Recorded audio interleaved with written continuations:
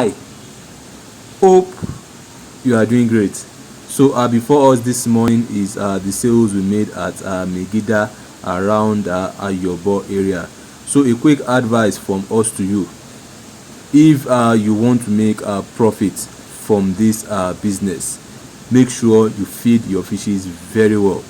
Make sure you give them quality feed. Catfish farming is a profitable business, but it depends on the management practices. It depends on what you feed your fishes with.